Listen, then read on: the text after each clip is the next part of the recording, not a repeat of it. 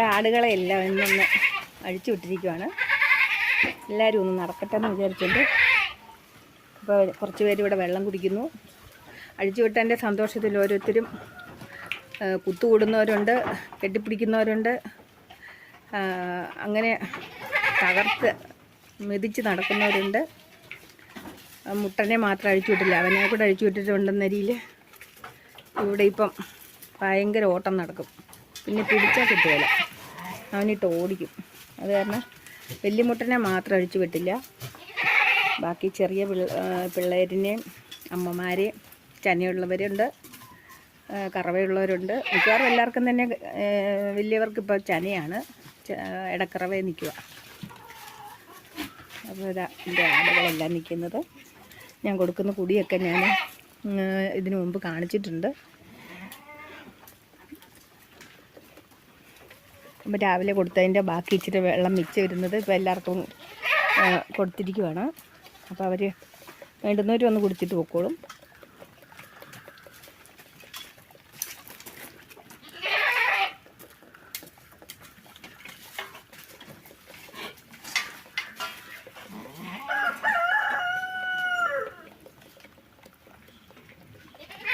അപ്പോൾ ഇതാണ് ഇന്നത്തെ കാഴ്ച, നമ്മുടെ ഇന്നത്തെ വീഡിയോ.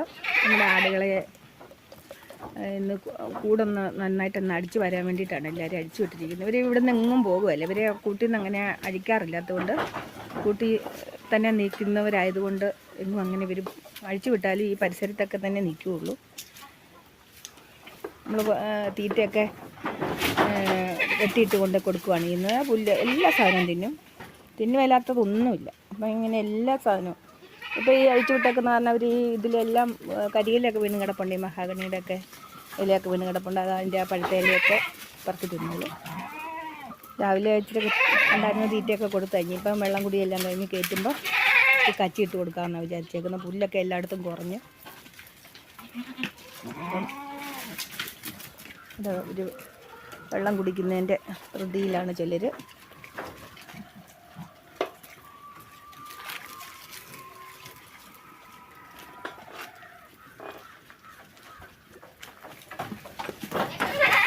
അതാണ് നമ്മുടെ മുട്ട നിൽക്കുന്നത്. അവനെ അഴിച്ചു വിട്ടിട്ടുണ്ടെങ്കിൽ ഇവരെല്ലാം ഓടിക്കും, അതുകൊണ്ട് അവനെ അഴിച്ചു വിടാത്തത്. ഇതൊക്കെ എന്തെങ്കിലും തിന്നട്ടെന്നൊക്കെ ഓർത്തുകൊണ്ടാണ് ഞാനിപ്പം വൈകുന്നേരമായിട്ട് ഒന്ന് അഴിച്ചു വിടുവാണെങ്കിൽ പല്ലൊക്കെ തീറ്റയൊക്കെ ഇട്ട് കൊടുത്തിട്ടുണ്ട്. കണ്ടതെല്ലാം വായ്പ വെട്ടിയിട്ട് കൊടുക്കുന്നത്. അപ്പോൾ അതെല്ലാം തിന്നോളും. പിന്നെ കുടിയും കൊടുത്തു കഴിയുമ്പോഴത്തേക്ക് അവർക്ക് രാത്രിയിൽ ഇച്ചിരി കച്ചിയും കൂടി ഇട്ട് കൊടുക്കും. ഇപ്പോൾ അങ്ങനെയൊക്കെ നടക്കുള്ളൂ. പുല്ലും സാധനങ്ങളും ഒക്കെ കരിഞ്ഞു കൊണ്ടിരിക്കുക.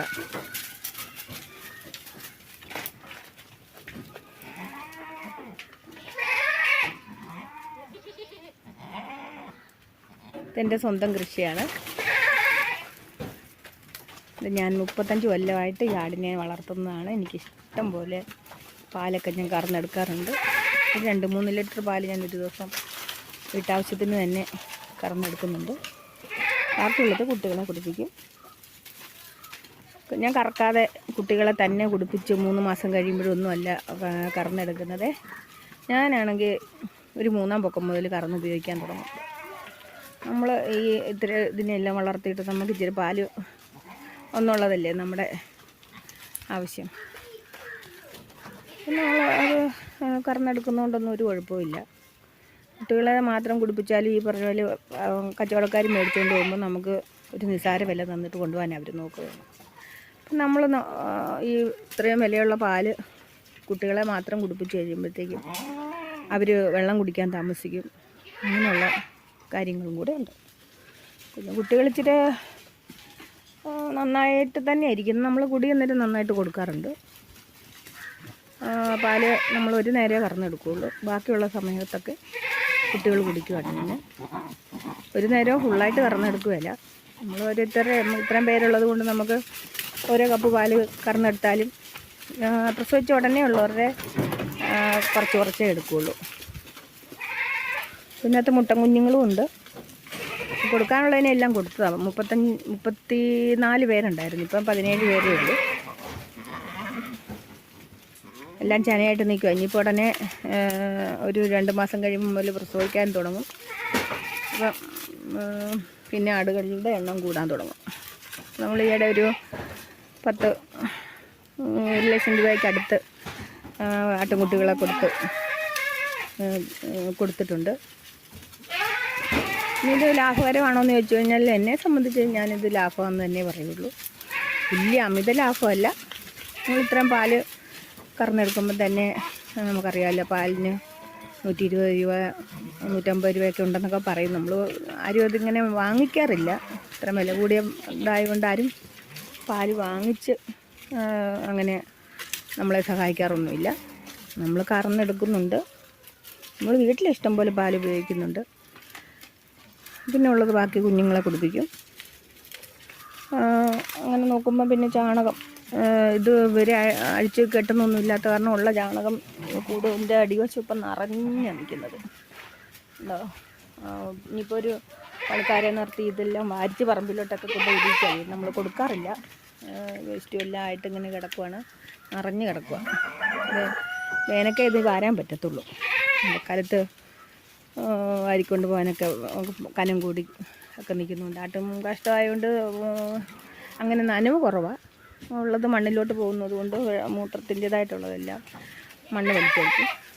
പിന്നെ നമ്മൾ ഈ കൂട് സെറ്റ് ചെയ്തേക്കുന്നത് ഇങ്ങനെ ഞാൻ തന്നെ പറഞ്ഞു കൊടുത്ത് ചെയ്യിപ്പിച്ചിരിക്കുന്നതാണ്. ഇതിങ്ങനെ ഇടുകയും ചെയ്യാം. അങ്ങ് അറ്റം വരെയാണ് ഇതിൻ്റെ ഈ കൂടിൻ്റെ നിർമ്മാണം. ഈ നമ്മൾ നിരത്തിയേക്കുന്ന പലക, പുല്ലുകൂട്, അപ്പോൾ ഇത് റെഡി ചെയ്ത് എടുത്തേക്കുന്നതാണ്. അപ്പോൾ നമ്മൾ ഈ പലകയൊക്കെ ഇവിടെ മുതൽ അങ്ങ് അറ്റം വരെ ചെല്ലുന്ന പോലെയുള്ള രീതിയിലാണ് ഇട്ടിരിക്കുന്നത്. അല്ലാതെ തറച്ചിട്ടൊന്നുമില്ല. അപ്പം നമ്മൾ ഈ ചാണകം വാരിയെടുക്കാൻ നേരത്ത് ഈ പലകകൾ ഊരി അങ്ങ് എടുത്താൽ മതി. ഓരോ ഭാഗത്തുനിന്ന് ഊരി.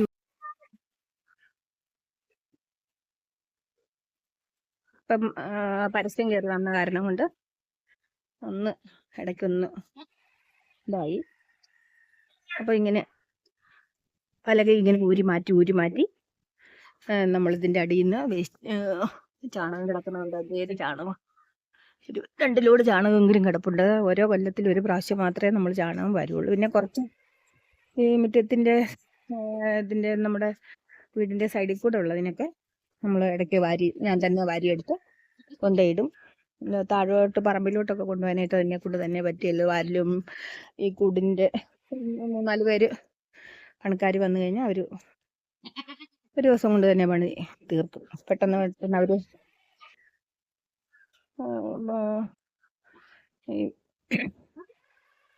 പെട്ടെന്ന് കോരി തീർത്തോളും. പാസ് ചെയ്ത് താഴോട്ടെത്തിക്കും. അപ്പോൾ ഇന്നത്തെ എൻ്റെ വീഡിയോ ആടുകളൊക്കെ ഒന്ന് കാണിച്ചു തരുന്നതിൻ്റെ ആയിരുന്നു.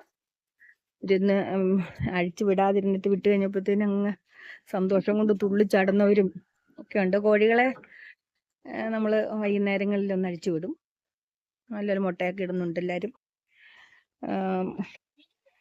ഇത്രയേ ഉള്ളൂ. ഓക്കെ.